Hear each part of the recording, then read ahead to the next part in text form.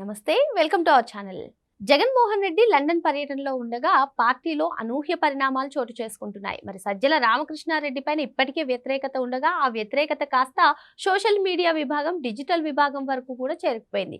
మరి కంటెంట్ అన్ని social media చూసుకునేటువంటి Sajjala Ramakrishna Reddy పైన ఎందుకు అంత వ్యతిరేకత వస్తుంది? అసలు ఈ పరిస్థితులు ఎక్కడి వరకు దారితీస్తాయి తెలుసుకునే ప్రయత్నం చేద్దాం. దీన్ని విశ్లేషించేందుకు మనతో పాటుగా ఉన్నారు టీడీపీ రాష్ట్ర అధికార ప్రతినిధి సూర్యదేవర లత గారు.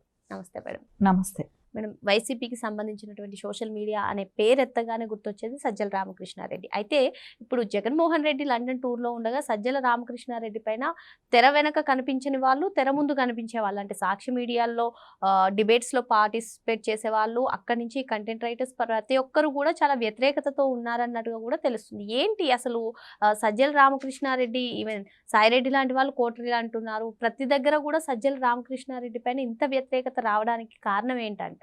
అంటే సజ్జల భార్గవ్ రెడ్డి అనే వ్యక్తి వాళ్ళ కొడుకే కాబట్టి, సజ్జల రామకృష్ణారెడ్డి కొడుకే కాబట్టి అతనే సోషల్ మీడియా అంతా చూసుకున్నారు. అంటే 5 ఏళ్ళు ఎప్పుడైతే అధికారంలో ఉన్నప్పుడు మొత్తం సజ్జల భార్గవ్ రెడ్డి సోషల్ మీడియా మొత్తం చూసుకున్నారు.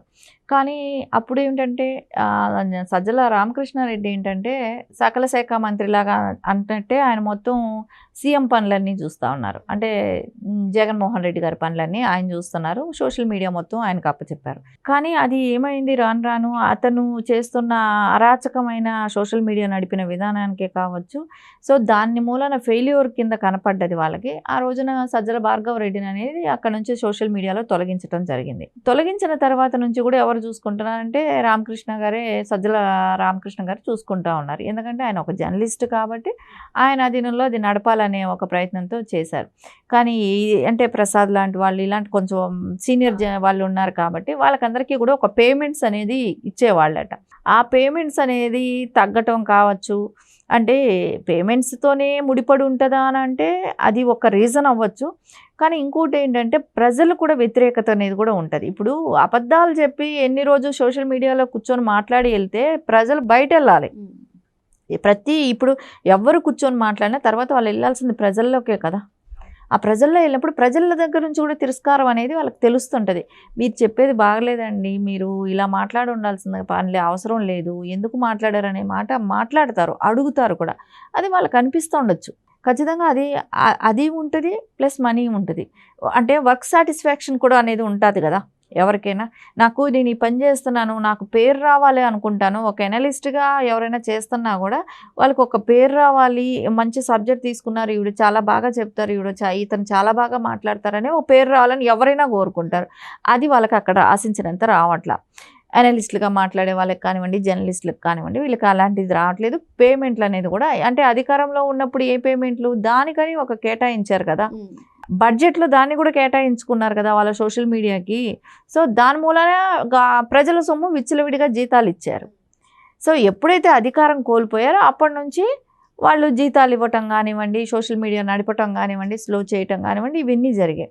సరే, దానిలో ఒకవేళ వాళ్ళది ఇప్పుడు ఏ సోషల్ మీడియా నడిపినా కూడా చూసే వాళ్ళు ఉండాలి. జనం అంటే దాన్ని ఏ వ్యూస్ ఎంత వెళ్ళాయో ఏంటి అంటే ఆ కంటెంట్ బాగుంటే చూస్తారు. సో వీళ్ళు చెప్పే పిచ్చి మాటలు ఎవడు చూస్తాడు? పొద్దున్న లేస్తే చెల్లిని తిట్టాలి, తల్లిని తిట్టాలి, బాబాయ్ హత్య గురించి కవరేజ్లు వేసుకోవాలి, కూటమి ప్రభుత్వం చేసే మంచి పనులన్నీ కూడా వ్యతిరేకంగా పోర్ట్రే చేయాలి, ప్రజల దగ్గరికి వెళ్ళి వీళ్ళు మైక్ పెట్టినప్పుడు మాట్లాడించే మాటలే మాట్లాడాలి. ఆ డబ్బా మాటలు అందరికీ కూడా ప్రజలకి తెలుసు, చూడరు. అంటే ఇవి ఏదైనా కూడా సమాజానికి పనికొచ్చేటివి ఉన్నాయా? అదే జగన్మోహన్ రెడ్డి గారు ఒక మంచి పని చేశారు, దాని గురించి వాళ్ళు చెప్పుకోవటానికి ఎక్కడ ఆస్కారం కూడా లేదు ఆ సోషల్ మీడియాకి. సో ఇవి ఇంత సోషల్ మీడియా వెనకబడిపోవటానికో కానివ్వండి, వాళ్ళది ఇంత మైనస్ అవటానికి కారణం ఏంటంటే ఖచ్చితంగా ఇన్ని లోపాలు కనపడుతున్నాయి. ఇన్ని లోపాలని ఎవరు సరిచేయగలుగుతారు? సో వాళ్ళు అందుకని మనకు సరైన ప్లాట్ఫామ్ కాదనుకున్న వాళ్ళందరూ వెళ్ళిపోతున్నారు. సరే, గట్టిగా ఎవరైనా సజ్జల గారిని అడుగుదామనంటే ఆయన నా డెసిషన్ కాదు అంటే ఆయనకు ముందు అధికారం ఉన్నప్పుడు ఎప్పుడైతే వైసీపీ గవర్నమెంట్ అధికారంలో ఉన్నప్పుడు ఉన్న రైట్స్ ఇప్పుడు ఆయనకు లేకుండా ఉన్నాయేమో. ఆయన కూడా నాకేం తెలియదన్న సమాధానాలు చెప్తున్నారు. జగన్మోహన్ రెడ్డి ప్రత్యేకంగా సోషల్ మీడియాకి ఎక్కువ ప్రిఫరెన్స్ ఇస్తారని చాలా మంది చెప్తూ ఉంటారు మేడం. సో ఇటువంటి నేపథ్యంలో ఇలా సోషల్ మీడియాకి సంబంధించి లేదు అంటే అసలు మీడియా విభాగానికి సంబంధించి ఇంత వ్యతిరేకత వచ్చిందంటే సజ్జల రామకృష్ణారెడ్డి పైన జగన్మోహన్ రెడ్డి సీరియస్ అయ్యే అవకాశాలు ఉన్నాయంటారా? ఎందుకంటే ఐపాక్ టీం ఉన్నప్పుడు అప్పుడు కొన్ని విషయాలు నడిపించారు, చేశారు. అండ్ మనం చూసాం చాలా సిల్లీ విషయాలన్నీ కూడా దాన్ని పెద్దదిగా భూతద్దంలో పెట్టి పోర్ట్రే చేయటం కానీ, గులకరాయి ఇష్యూ కానివ్వండి, ఆయన సీఎంగా అంత చీప్గా వాళ్ళు దాన్ని పోర్ట్రే చేసుకున్న విధానాలు కానివ్వండి, ఇవన్నీ చూసాం. కానీ ఆ రోజున ఇప్పుడు సజ్జల భార్గవరెడ్డి ఏదైతే చేస్తున్నాడో వాళ్ళ తండ్రికి తెలియకుండా అయితే ఏమీ చేయరు కదా. సో ఆయన డైరెక్షనే ఉంటుంది, ఎందుకంటే ఆయన సీనియర్గా ఒక గైడెన్స్ ఇస్తాడనే ఉద్దేశంతో ఉండొచ్చు. కానీ ఈ రోజున ఈ ఫెయిల్యూర్కు కూడా ఖచ్చితంగా ఆయన మీదే ఉంటుంది. అంటే ఇక్కడ ఏంటంటే ఎవరైనా కూడా ఏ సోషల్ మీడియా అయినా కూడా ఒక మంచిని పోర్ట్రే చేసుకోవడంలో సక్సెస్ అయ్యారనుకోండి, అది ఆటోమేటిక్గా ప్రజల్లోకి వెళ్తుంది. ఒక నెగిటివ్ని అవతలాల మీద భూతద్దంలో పెట్టి చూపెట్టాలని చేసేది అది తొందరగా ప్రజలు వీళ్ళు వాంటెడ్లీ కావాలని తప్పులేతికి పడుతున్నారనే అనుకుంటారు. సరే, కంపారిజన్ తీసుకోవచ్చు ఇక్కడ. ఇప్పుడు కూటమి ప్రభుత్వం ఏం చేసింది, వైసీపీ ఏం చేసింది గతంలో అనే కంపారిజన్ తీసుకొని మాట్లాడచ్చు.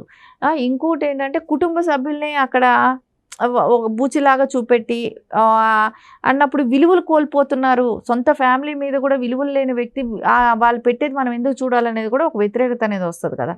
ఇవన్నీ కలిపే దానికి ఉన్న వైసీపీకి ఉన్న సోషల్ మీడియా మొత్తానికి కూడా పాడైపోవటానికి కారణం ఈ కారణాలే. ఎప్పుడైనా మనం చేసిన మంచి అనేది కూడా చెప్పుకోవటానికి ఒక ప్లాట్ఫామ్ కావాలని అనుకుంటారు ఎవరైనా, ఏ పార్టీ అయినా కోరుకుంటుంది. అది కూడా చెప్పుకోలేని పరిస్థితి. మనం చేస్తే కదా అది చెప్పుకోవటానికి, ఏమీ చేయకనే ఏం చెప్పుకోగలుగుతారు, అది చెప్పుకోలేని పరిస్థితి ఉండబట్టే ఈ రోజున వాళ్ళ ప్లాట్ఫామ్ ఆ రకంగా అవటానికి కారణం కూడా. దానికి కూడా ఈ రోజున సజ్జల భార్గవరెడ్డి ఆయన ఇంట్లో నుంచి తీసుకొచ్చి ఆడ సొమ్ములేం ఖర్చు పెట్టాడు కదా, నాకు సంబంధం లేదు అంటున్నాడు. వెళ్ళిపోయే వాళ్ళు వెళ్ళిపోండి అని అంటున్నాడు. సో వాళ్ళ పక్కన ఎక్కడ అవకాశాలు ఉంటే అవి చూసుకొని వాళ్ళు వెళ్ళిపోతున్నారు, అంతే తేడా. మరో అంశంతో మళ్ళీ కలుద్దాం. Thank you madam. నమస్తే.